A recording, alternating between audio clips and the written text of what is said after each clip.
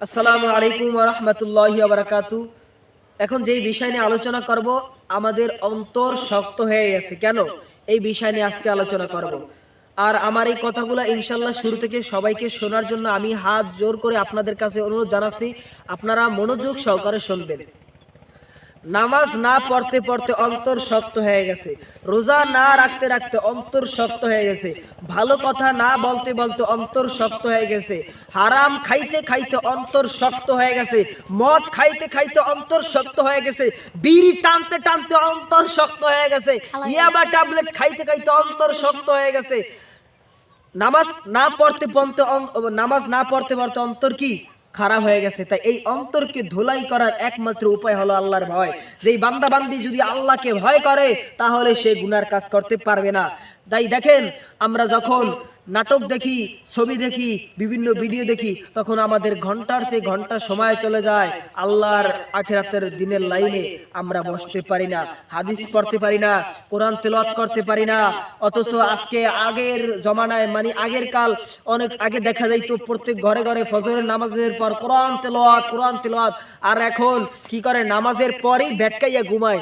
আর যারা মনে করেন নামাজ পড়ে না, ওরা তো বেনামাজি, ওরা তো আরো ভেটকাই ঘুমায়। কইতার হুজুর ভেটকাই কইলে নাকি খারাপ শোনায়। যাই হোক, আগে অনেক প্রত্যেকটা ঘরে ঘরে কোরআন তেলাওয়াতের আওয়াজ শোনা যাইত, রহমত বরকত বর্ষিত হইতো।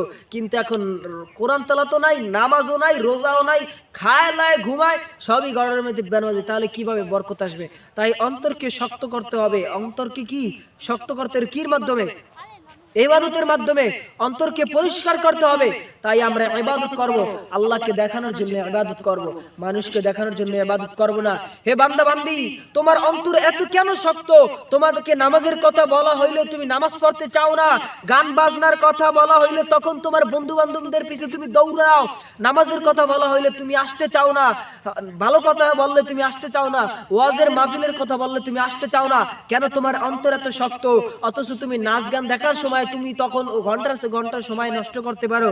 হ্যাঁ, আফসুস, তোমার আমার অন্তর অনেক শক্ত হয়ে গেছে। এত অন্তর কেন শক্ত? তোমার আমার অন্তর তো পাথরের তো শক্ত না। দেখুন, আল্লাহর ভয়ে, আল্লাহর কবরের আযাবের ভয়ে পাথর কাঁদে, গাছ কাঁদে, মাছ কাঁদে, মানুষ কিন্তু কাঁদে না। মানুষের অন্তর শক্ত হয়ে গেছে।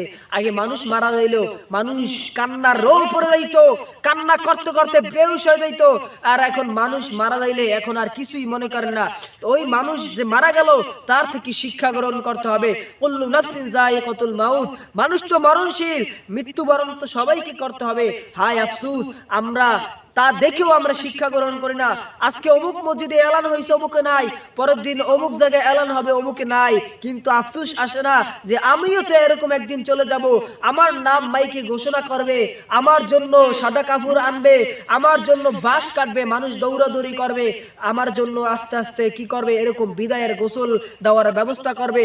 তুমি যেই ছেলে মেয়েদের জন্য এত সম্পদ, টাকা পয়সা উপার্জন করছো, সেই ছেলে মেয়েরা তোমার লাশের পাশে দাঁড়াইতে অনেক দ্বিধাদ্বন্দ্ব করবে, মানে কি অনেক ভয় করবে, বলবে লাশটা নামাইয়া বাইরে রাখো, তাড়াতাড়ি গোসল দিয়ে বিদায় করো।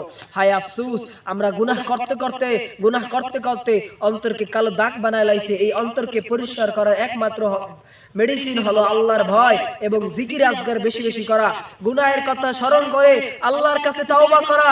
হে বান্দা বান্দি, তুমি যদি তওবা করতে পারো, খাস তওবা করতে পারো, আল্লাহ তাআলা বলেন যে বান্দা যদি গুনাহের কাজ করে তওবা করে, বান্দা যেরকম নিষ্পাপ, সেই বান্দা সেরকম নিষ্পাপ হয়ে যায়। সুবহানাল্লাহ, সুবহানাল্লাহ। ইয়া আইয়ুহাল্লাযিনা আমানু তুবু ইলাল্লাহি তাওবাতান নসুহা। আল্লাহ তওবাকারীকে পছন্দ করে। বান্দা তুমি যত অন্যায় করছো, বান্দা তুমি যত খারাপ কাজ করছো, অন্তরকে শক্ত বানায় লাইছো, গুনাহ করতে করতে, নাচ দেখতে দেখতে অন্তরকে শক্ত বানায় লাইছো, বিভিন্ন কথা বলতে বলতে অন্তরকে শক্ত বানায় লাইছো, নেক কাজে মন আসে না, নামাজ পড়তে ভালো লাগে না, রোজা রাখতে ভালো লাগে না, হজ যাকাত দিতে ভালো লাগে না, হজ করতে ভালো লাগে না, ভালো কথাও ভালো লাগে না। তাই এই ভালো কথার একমাত্র ভালো লাগার মেডিসিনই হলো আল্লাহর ভয়। তাই বান্দা বান্দি সব সময় আল্লাহকে ভয় করে চলতে হবে এবং বলতে হবে, আল্লাহ জীবনে যা অন্যায় করেছি, জীবনে যা অপরাধ করেছি, আল্লাহ তোমার কাছে ক্ষমা চাই, মালিক তুমি ক্ষমা করে দাও।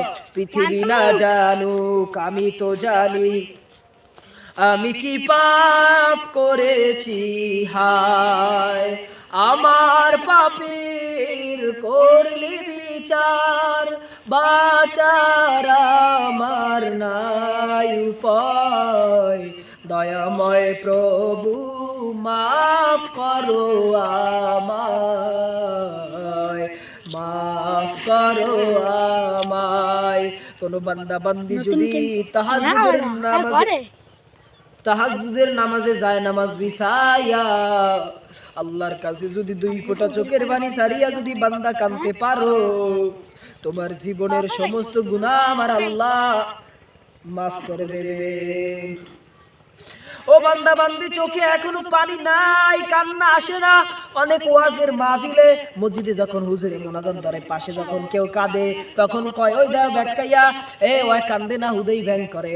বান্দা বান্দি, তুমি নামাজ যেমনে তেমনে পড়লে হয় না, রোজা যেমনে তেমনে রাখলে হয় না, হজ যেমনে তেমনে করলে হয় না, কিন্তু দোয়া এমন একটি ইবাদত যেমনে তেমনি করলে আমার মাওলার দ্বারে কবুল হয়ে যাবে।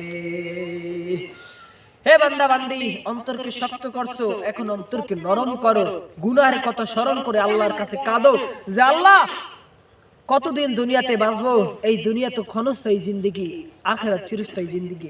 দেখেন, দুনিয়ার একটা উদাহরণ দেয়, উদাহরণ হলো, এই জমিন থেকে আসমান পর্যন্ত যদি পুরা জমিন যদি সরিষার দানা দিয়া যদি ভরিয়ে দেয়, আর একটা পাখিকে যদি আল্লাহ তাআলা আদেশ করে যে পাখি তুমি একটা দানা খাবা, খাওয়ার পর আবার 500 বছর পর আবার একটা খাবা, আবার 500 বছর পর একটা খাবা, এরকম খাইতে খাইতে পুরো আসমান জমিনের ভিতরে যত সরিষার দানা আছে সব একদিন না একদিন শেষ হয়ে যাবে। কিন্তু কিয়ামতের জিন্দেগি, আখিরাতের জিন্দেগি, জান্নাতের জিন্দেগি, হায়াত, জীবনে শুরু আছে, শেষ নাই, চিরজীবন, কোনো মরণ নাই। ওই জীবনের জন্য আমরা কি করলাম, আফসোস করা দরকার। এখনো সময় আছে, সময়কে মূল্যায়ন করি। সময় থাকতে যদি আমরা সময়কে মূল্যায়ন করি, তাহলে আমাদের ইহকালীন জিন্দেগি এবং পরকালীন জিন্দেগি সুন্দর করে দেবে কে? আল্লাহ। নেক দিয়ে পূরণ করে দেবেন আমার আল্লাহ তাআলা। তাই যেই কথাগুলো বললাম, এই কথা অনুযায়ী আল্লাহ তাআলা আমাকে এবং আপনাদেরকে আমল করার তৌফিক দান করেন।